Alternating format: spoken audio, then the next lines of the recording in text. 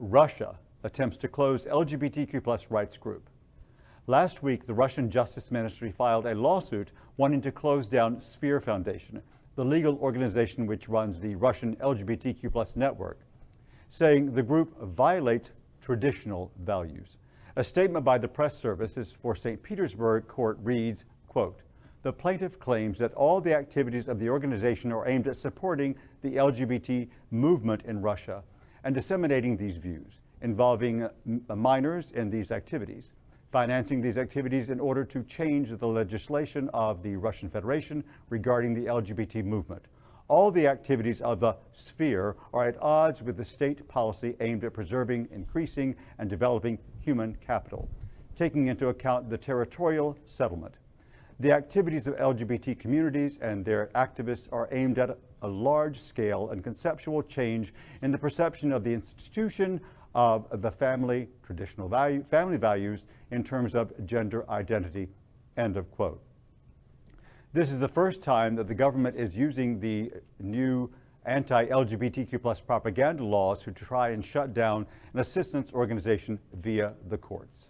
You know what's crazy is that Sphere has been helping LGBTQ+ folks in Russia for a bunch of years now, and they've been doing it under the radar. Like nobody has, they're using all the right wording, all the right verbiage to just stay right under. And now, unfortunately, they might not be able to help some people in the future after this. I'm sure they're facing huge litigation if they're being sued by Russia in the court system to essentially shut them out. I mean, they may eventually just be gone completely. And the sad thing is it's not surprising because we know that Russia is not the most supportive of their LGBTQ people.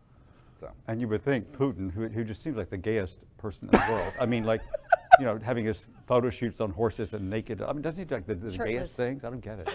Exposing his chest. I would be remiss if I didn't make the connection of the two stories that we just did. I've spent all weekend listening to all of the analysis from representation of allies for the LGBTQ community in Florida and direct LGBT advocates, political advocates in Florida fighting for everything. They are the ones that fought for marriage equality in Florida, and now they're fighting for trans, the health ban and trans representation, even to the point of banning books that mention LGBT.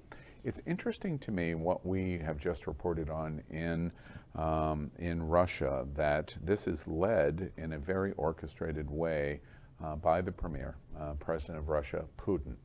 I really don't see, you could remove President of Russia, Putin, and insert Governor of Florida, DeSantis, and it be the exact same conclusion. Yeah. That's a scary moment for the LGBTQ community. Then you can take that one step farther in terms of that long quotation of what the court in St. Petersburg summarizes on why they're going to ban this organization, and take the St. Petersburg court reference of making this statement and insert the Florida House and Senate and come to the exact same conclusion. This is a very scary time in Florida because we are watching strong-armed individuals take control of society in Russia and the capital of Florida simultaneously. LGBTQ+ news is vital for our community and for the broader world as a whole. We have enough enemies at Fox News. Tucker, Sean, and Laura are loud.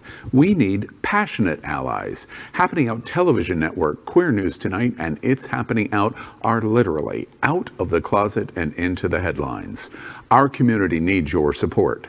Like this broadcast and subscribe now to ensure the growth of the entire LGBTQ